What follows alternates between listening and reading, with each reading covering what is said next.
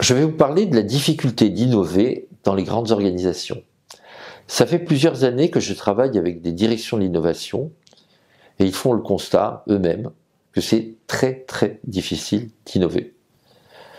Peut-être déjà parce que il faut se mettre d'accord sur qu'est-ce que ça veut dire innover. Innover, c'est une invention qui a trouvé son marché.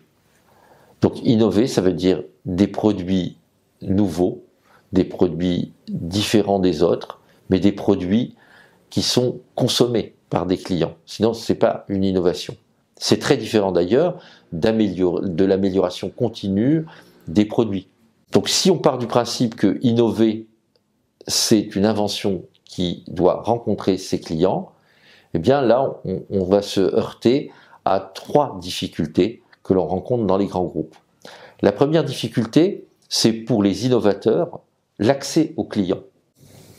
J'ai travaillé des fois avec des équipes qui n'avaient jamais rencontré un seul client. Ils ont tout fait depuis leur bureau.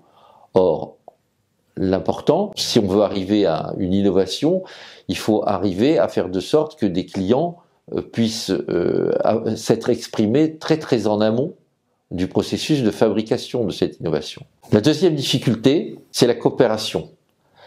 Les ressources dont on a besoin quand on est un innovateur dans un grand groupe, elles sont disséminées dans plein de business units, de directions, de services. Je connais des gens, des innovateurs qui passent 70% de leur temps à essayer de trouver quel est le bon interlocuteur pour avoir telle ou telle ressource.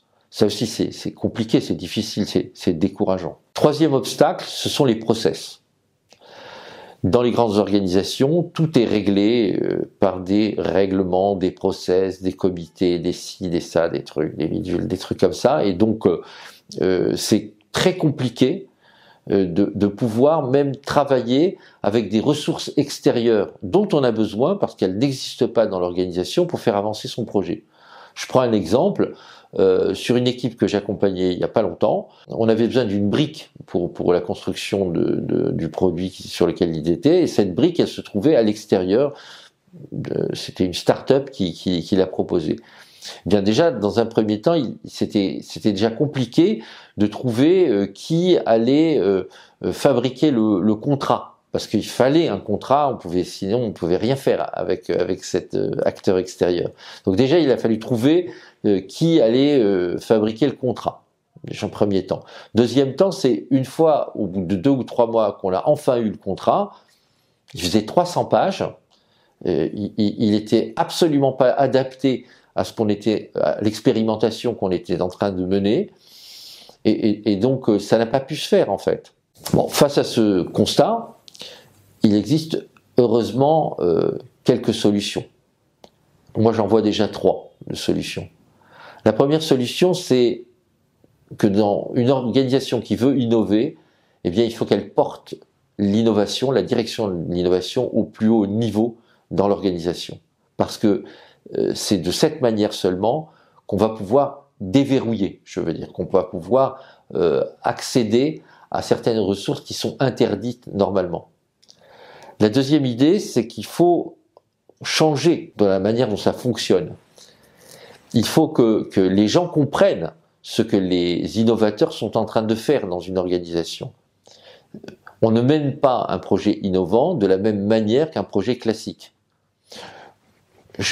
Lors d'une revue de performance sur un projet innovant, parce qu'ils ont aussi des revues de performance avec des KPIs, des choses comme ça à respecter, une équipe qui avait travaillé depuis 3 mois sur le besoin client et qui avait fait un travail remarquable, très fin sur ce qu'attendaient des clients, qu'est-ce qu'ils attendaient par rapport à l'innovation sur laquelle ils étaient en train de travailler, eh bien, ils se sont fait ramasser et on leur a reproché d'avoir perdu trop de temps à interroger les clients, à les connaître, etc., en leur disant mais vous auriez dû plutôt travailler à la construction de la solution, à la construction du produit. Donc il y a vraiment une méconnaissance complète des process en fait qu'il faut mettre en place pour arriver à créer, à produire de l'innovation dans un grand groupe.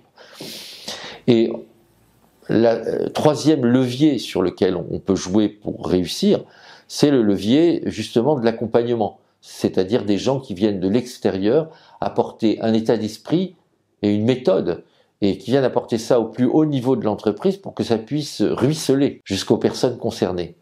C'est les seuls moyens pour l'instant qu'on a pu constater et qui permettaient d'avancer et de surmonter les problèmes dont je parlais.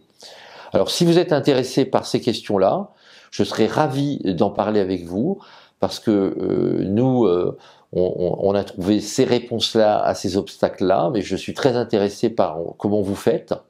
Et je suis sûr que c'est par l'intelligence collective, par la réunion de plusieurs professionnels qui travaillent là-dessus, qu'on arrivera peut-être à faire avancer l'innovation dans les grands groupes et que peut-être un jour, il y aura des innovateurs qui diront « Waouh, c'est facile d'innover dans un grand groupe ». Mais ça, on n'y est pas encore.